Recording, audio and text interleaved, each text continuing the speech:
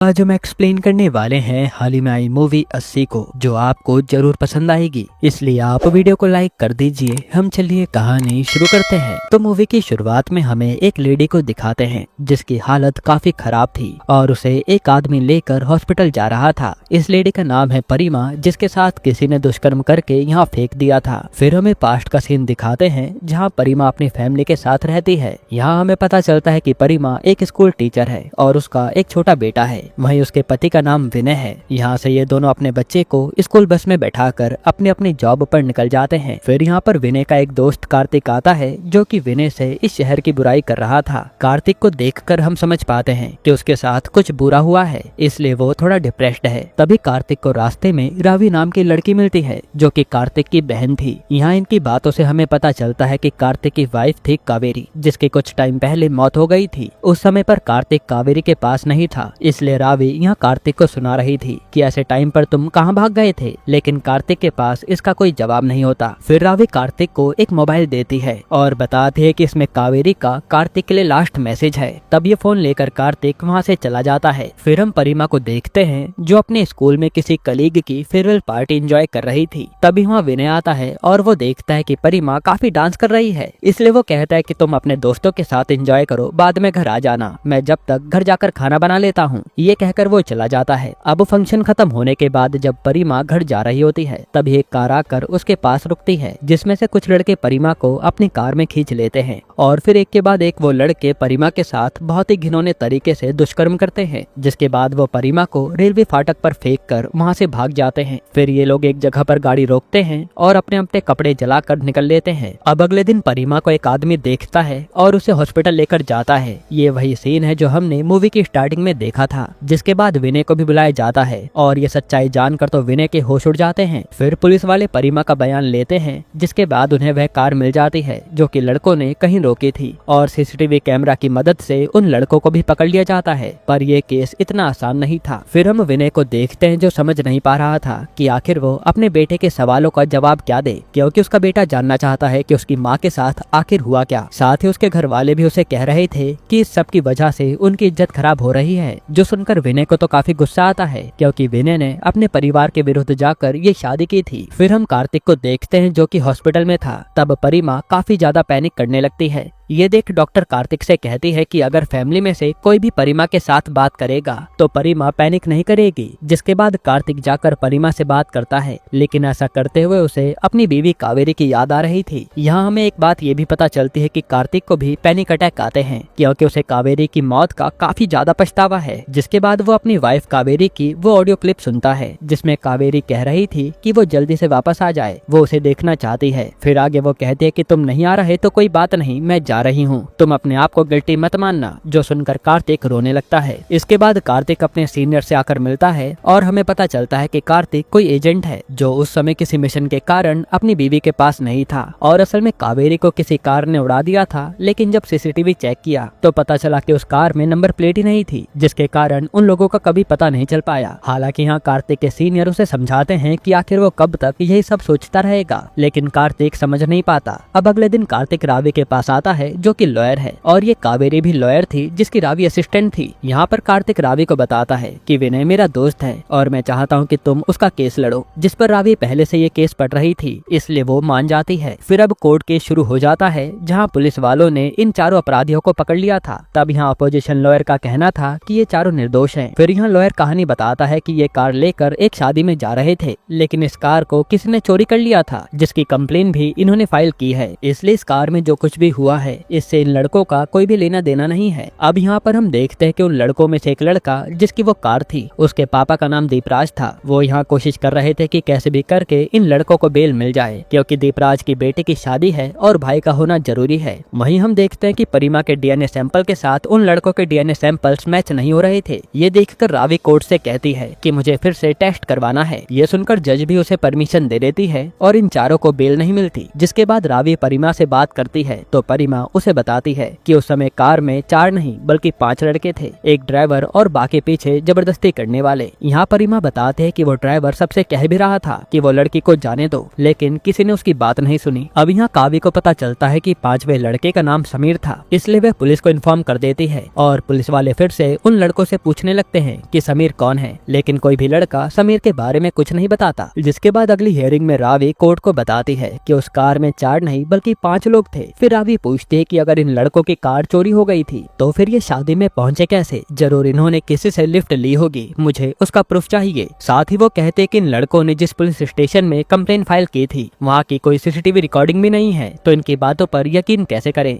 पर यहाँ ऑपोजिशन इन सबके जवाब देने लगता है और साथ ही दूसरी बार भी डीएनए का टेस्ट गलत आया था। अब कोई भी सबूत न होने के कारण जज उन चारों लड़कों को बेल दे देती है। साथ ही वह रावी से कहती है कि वह सीसीटीवी फुटेज का इंतजाम करे और बाकी प्रूफ भी लेकर आए, जिससे ये साबित हो सके कि जो कुछ भी हुआ है वो इन चारों ने किया है। इसके बाद हम दीपराज को देखते हैं जो अपने बेटे के साथ घर आया था, तो वो उसे रूम में लाकर खुद को गोली मारने को कहता है, क्योंकि उसे भी पता है कि उसके बेटे ने क्या पाप किया है। पर लड़का कहता है कि नहीं, मैं तो उन सबको रोक रहा था, पर वो रुके नहीं। तब यहाँ दीपराज की बीवी कहती है कि जो कुछ भी हुआ हमें उसे भूलना होगा, आखिर ये हमारा बेटा है और अब मेरी बेटी की शादी है और मैं नहीं चाहती कि इन सब की वजह से मेरी बेटी की जिंदगी खराब हो, इसलिए वो बाप बेटे से कहती है कि तुम दोनों अच्छे से रहो। जिसके बाद हम परिमा को देखते हैं जो अपने घर आ चुकी थी, लेकिन उसके साथ जो कुछ भी हुआ था वो उसे भूल नहीं पाती, इसलिए वो डिसाइड करती है कि वो अपनी जिंदगी पहले की तरह जिएगी और स्कूल पढ़ाने जाएगी। फिर अगले दिन वो स्कूल आती है, जिसे देखकर प्रिंसिपल कहती है कि तुम स्कूल मत आओ। यहाँ पर प्रिंसिपल बताती है कि जिन लड़कों को परिमा अपने बच्चों की तरह पढ़ाती थी वही व्हाट्सएप ग्रुप पर ये बोल रहे हैं कि जिस दिन मैडम के साथ ये सब हुआ काश मैं भी वहाँ होता और मजे ले पाता। ये सब सुनकर परिमा के होश उड़ जाते हैं और प्रिंसिपल कहती है कि आखिर मैं समझ नहीं पा रही कि आखिर उन लड़कों के मन में ये सारे विचार आए कैसे। ये बच्चे कुछ ज्यादा ही बड़े हो चुके हैं जिसमें एम्पैथी जरा भी नहीं है। फिर कुछ दिनों बाद परिमा को बुलाकर कहा जाता है कि आपको उन अपराधियों को पहचानना होगा। अगर परिमा ने उन सबको पहचान लिया तो फिर उन्हें सजा हो सकती थी,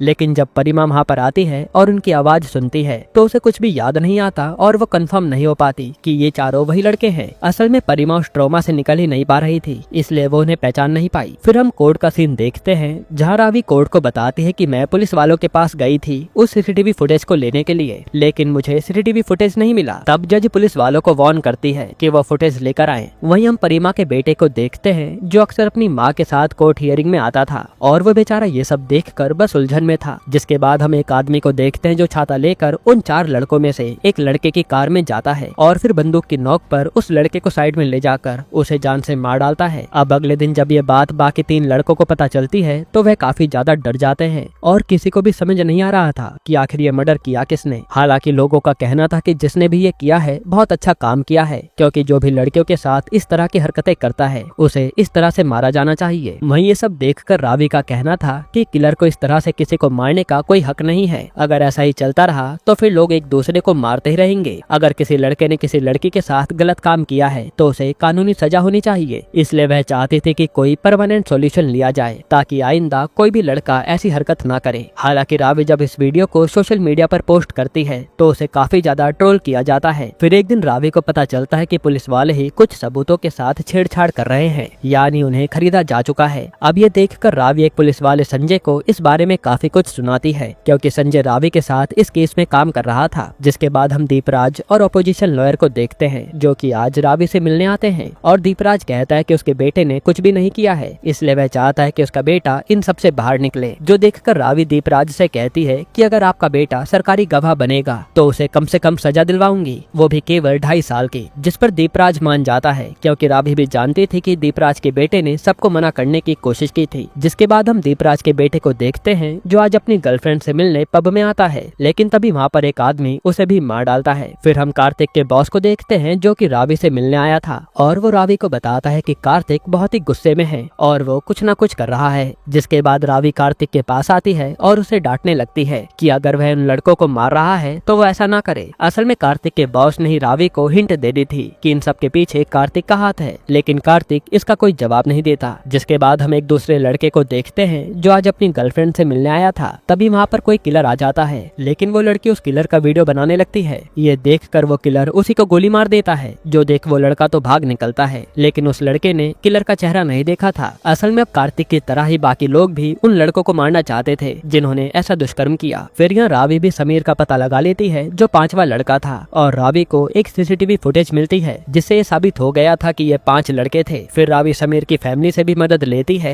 ताकि वो समीर की लोकेशन का पता लगा सके। असल में समीर की बेटी भी परिमा के स्कूल में पढ़ती है, इसलिए वो जानते हैं कि परिमा के साथ कितना बुरा हुआ है। जिसके बाद ये लोग समीर को पकड़ते हैं तो समीर पुलिस वालों को भी रिश्वत देने की कोशिश करता है, लेकिन इस बार संजय रिश्वत नहीं लेता और समीर को पुलिस स्टेशन ले आता है। अब इसके बारे में जब सीनियर को पता चलता है तो वो संजय को काफी डांटते हैं और कहते हैं कि अगर तूने फिर से मेरी बात नहीं सुनी तो मैं तुझे एक्सपोज कर दूंगा कि कैसे तूने अपनी जेब भरी है। लेकिन इस बार संजय कोई जवाब नहीं देता। फिर हमें कोर्ट का सीन दिखाते हैं जहाँ हियरिंग होने वाली थी, लेकिन उसी समय रावी पर कोई इंक फेंक देता है क्योंकि रावी ने वीडियो बनाई थी कि दुष्कर्म करने वालों को ऐसे नहीं मारना चाहिए, उनके लिए कानून है। अब ये सब होने पर रावी के होश उड़ जाते हैं, लेकिन इसके बावजूद वो केस के लिए आती है और यहाँ पर अब परिमा को अपना बयान देना था, लेकिन ऑपोजिशन लॉयर उससे काफी सारे घिनौने सवाल पूछता है, जैसे कि उसकी स्कर्ट किसने खींची और उसे किसने पकड़ा था वगैरह वगैरह, जो किसी भी लड़की के लिए सबसे दर्दनाक सवाल होंगे। लेकिन परिमा वो सारे जवाब देती है और कहती है कि अब मुझे लग रहा है कि शायद उसमें मेरी ही गलती थी जो उस रात में अकेली जा रही थी, क्योंकि लड़कियों का ऐसे अकेले जाना सही नहीं है। जो सुनकर सब शर्मसार हो जाते हैं। वहीं रावी कोर्ट को कहती है कि भले इन लड़कों की कार चोरी हो गई थी, लेकिन कार चोरी होने के बाद जो फुटेज था